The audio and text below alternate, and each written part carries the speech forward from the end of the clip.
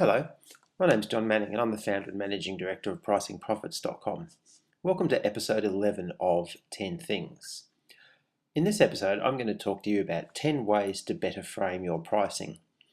This episode is based on a Smart Company webinar that I did in October 2012, and it contains some material that I've covered in previous episodes of 10 Things, as well as some new material. Number 10, don't overcomplicate your pricing. Make your products easy to buy by avoiding complex algorithms. Formulas like this. Use them if you have to, but don't burden your customers with them. I often call Apple iTunes pricing why not pricing. You hear a song on the radio and you want it on your iPod or your iPhone. Well, it's only $1.99 in the iTunes store. Why not buy it? And pricing is increasingly transferable from one industry to another, so why reinvent the wheel if you don't have to? Learn from the mistakes that someone else makes. If your customers are airline passengers, they will understand airline-style revenue management and dynamic pricing. Airlines themselves have taken to the humble pub happy hour and sold distressed inventory online between 1 o'clock and 2 o'clock lunchtimes. And Google AdWords-style pay-per-performance pricing is now moving into drugs and pharmaceuticals, particularly in the UK. Number 9, don't frame your prices around costs. Rule number 1 in pricing has got to be that customers don't care what your costs are, they care what value they receive. And if the only thing your customers care about is price, then perhaps that's because you haven't given them anything else to care about. By some estimates, 70 to 80% of companies resort to cost-plus pricing, so they work out the cost, add on a margin and hope for the best. Let me tell you the story of some stickers I had made a couple of months ago. They're for the back of the windscreen of my car and they measure 150 mils by 600 mils and read, "Are you pricing right? Ask PricingProphets.com." The printer charged me $44 including GST, which I thought was an absolute bargain. Why? Because the value I was getting out of the stickers was an advertising product on the back of my car that should last for about 2 years. But he wasn't selling me an advertising product, he was selling me a sticker, and he probably priced it on a cost-plus basis. Number 8, so instead of talking about costs, talk about value instead. As you might have guessed from that story, you want to price and sell on value rather than framing your prices around cost. That starts with a meaningful value proposition, which has 3 hallmarks. Number 1, you tell the customer what value the product or service you offer provides, and that includes what problem it solves or what job it does and how it can increase your customers' revenue, reduce their costs or minimize their risks. 2, you then quantify the magnitude of the value provided by the product. What is the financial value of the revenue uplift, the cost reduction or the risk minimization, using averages if you have to. And thirdly, how is the product superior from the competition? Why is it better? Could a competitor use the same value proposition if they replaced your name with theirs? What this often leads to is companies producing tools that calculate the value for sales reps, spreadsheets, web pages, tablet apps and the like. And once you can quantify the value you deliver, you share that revenue uplift or cost reduction with your customer via your pricing. Number 7, understanding your customers and your competition. Now here's the oxymoron with value-based pricing. Value is in the eyes of the beholder. Customers will determine if you provide value when they use or consume your product or service. What you need to do is channel them in the direction of what you think the value you provide is. And increasingly these days that means 3 things. Knowing which benefits your product or service provides to your customers. 2, knowing how important those benefits are to your customers. In this case, adhesion may be the most important benefit, so start with that.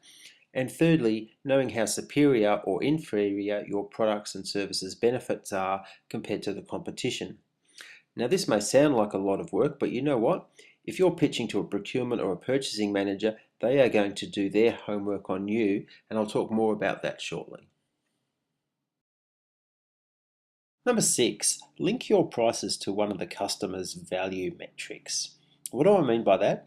Let me share with you an example from a project we completed on PricingProphets.com. It was for an executive mental health check service. The cost of mental health issues to the Australian economy has been well quantified. With the early diagnosis this service offers, such costs can be avoided. It therefore makes sense to link the pricing of this service to salaries in the C-suite, which is information publicly available in the annual reports of the target market. And in general, which direction do C-suite salaries tend to go? Up, which means revenue will also go up. Number 5, do you really want half price? There are only 2 words you need to keep in mind when it comes to discounting: give and get. If you're going to give someone a cheaper price, get something in return. This photo illustrates the theory magnificently, but not the practicalities. If you want it for half price, you can only have half the product. Remember, there's no bank in the world that accepts a deposit of market share or page views or unique visitors. Yes, you can buy market share at the expense of revenue, profit, or both, but discounting heavily won't pay the bills. Give discounts where discounts are due and get something in return. Maybe it's customer loyalty, larger volumes, new or repeat customers, or buyers of distressed inventory. Make discounts time-banded and their timing unpredictable, which is something a lot of retailers these days don't do. Number 4, what happened to Boxing Day? As I alluded to previously, there are some retailers who have sales so frequently you can set your watch by them. And I'm not just talking about Boxing Day sales. My friend Mr. Toscana here doesn't fall into that category.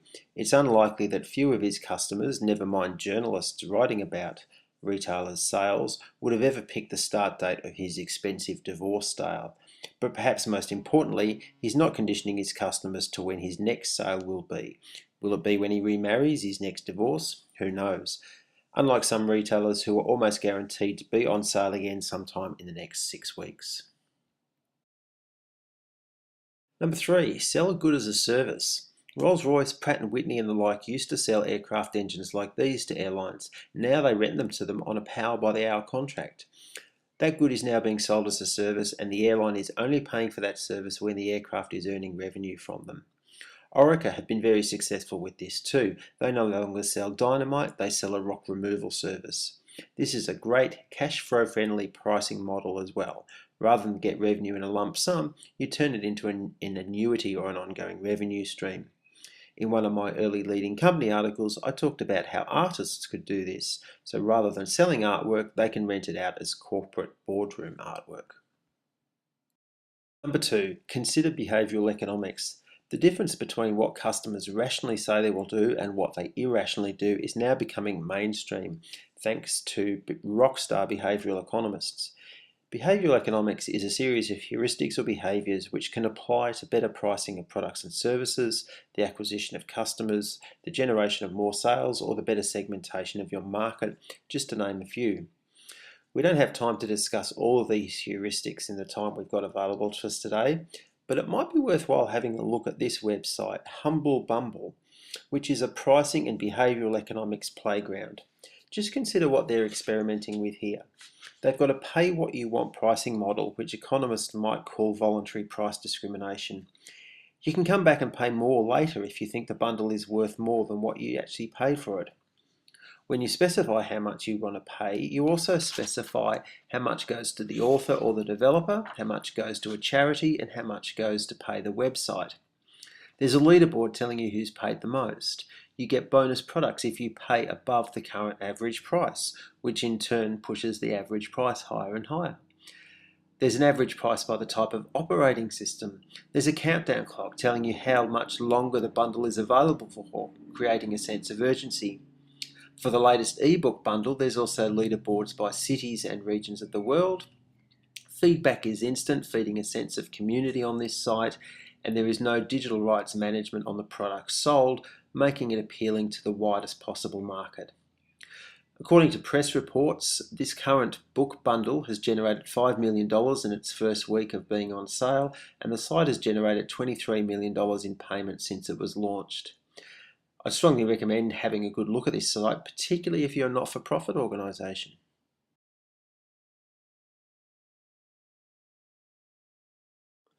Finally, if you're up against the Pitbull, play the peacekeeper. Let's say you're negotiating a huge contract worth millions of dollars with a customer. You're inches away from the biggest deal your company has ever signed. But suddenly the head of procurement at the company you're negotiating with enters the room and tells you they need another 10% cost saving from you or the deal's off. Furthermore, she starts shouting and bullying. It's part of her sledgehammer approach to an adversarial negotiation to this single transaction. She wants to screw you into the ground and take all of that 10% cost saving and rob you of any profit you might want to make on this deal. To her, profit isn't good, it's dysfunctional behaviour. She insists on an open book costing to mercilessly drive down your costs. Your pricing, according to her, is time and materials cost plus pricing, and she doesn't want to bear any unnecessary overhead costs, probing you on what your overhead allocation method is so she can get a cheaper price. Faced with this approach, what do? You're going to try and hide more and more costs. You're not going to put your best people on this project, and you're certainly going to lose interest in the customer who's looking for further cost savings. Faced with this scenario, you need to frame yourself as the peacekeeper. Propose a collaborative workshop, the objective of which is to find and share that 10% or more cost saving, which allows you to continue to make a profit. Agree to put your best people on the project. The profit incentive remains and margins will remain healthy, resulting in predictable behaviour by both parties. The relationship is open and transparent as both parties work through the open book costing exercise. Cost reduction opportunities are identified and shared. The relationship-based approach focuses on total cost of ownership and the lifetime customer value, and the team recognises that there are alternatives to cost plus and time and material pricing, such as guaranteed maximum prices. It's a bit like the 1998 movie Sliding Doors, where there are two plots that play out between the leads Gwyneth Paltrow and John Hannah, depending on whether or not the former caught the London Underground train or not. So there you have it, 10 better ways to frame your pricing. I hope that's been useful. Thanks for watching episode 11 of 10 Things. Until next time, happy pricing.